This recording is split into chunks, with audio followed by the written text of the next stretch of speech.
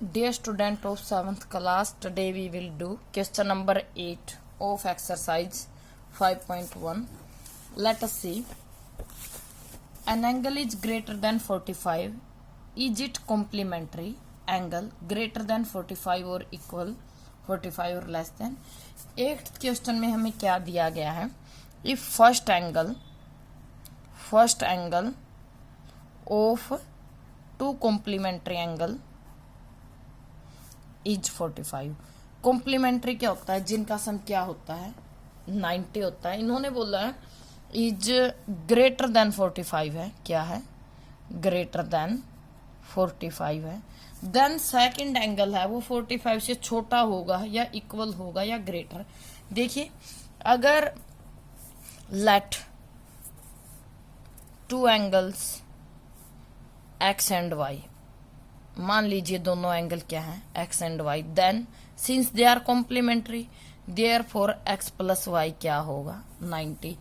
If first case में अगर x greater than 45 है, देन एक्स ग्रेटर देन 45 है तो वाई आपका क्या होगा? ऑफ कोर्स वो क्या रहेगा? Y less than 45.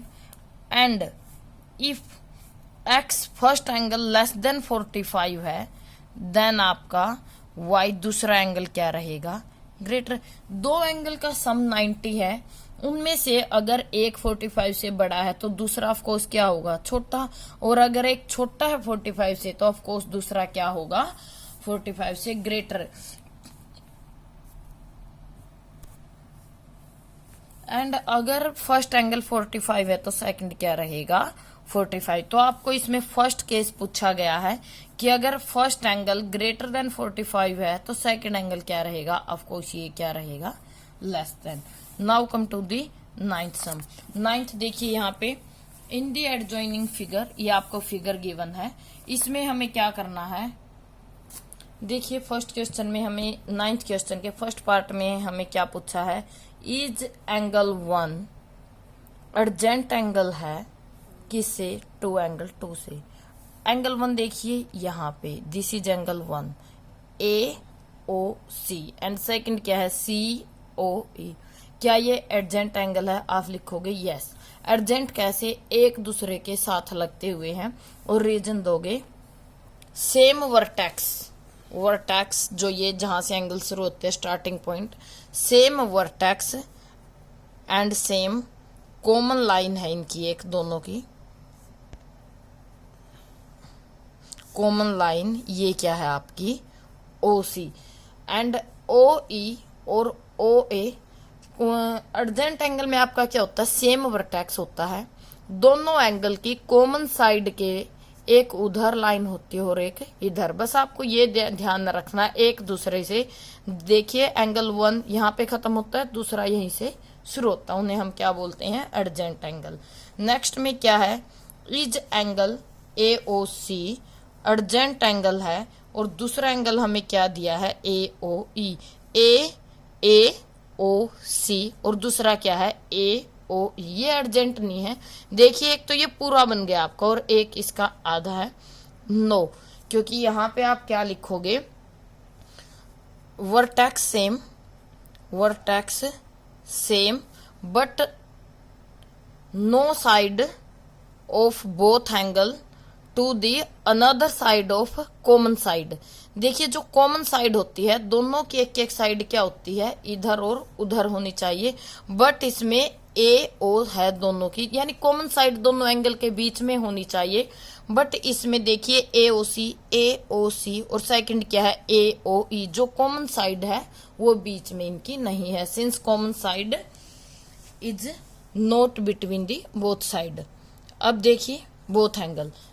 थर्ड में क्या है? Do angle COE and angle EOD form a linear pair. क्या ये दोनों एंगल मिलके लीनियर पेयर बनाते हैं? मतलब एक सीधी लाइन बनाते हैं. सुप्लीमेंट्री एंगल जिसे हम COE एंड सेकंड एंगल है EOD.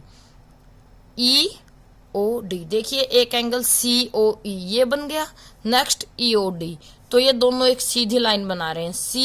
ओ ई, यहां से ये खत्म हुआ, दूसरा शुरू ई ओ डी, तो ये क्या बना रहे हैं, एक स्ट्रेट लाइन।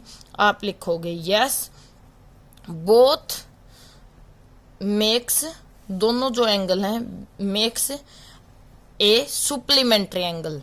सुप्लीमेंट्री एंगल अगर वो बना दे, दोनों एक सीधी लाइन बना दे, 180 का एंगल बना दे, तो उसे हम क्या बोलते हैं, लीनियर पेयर।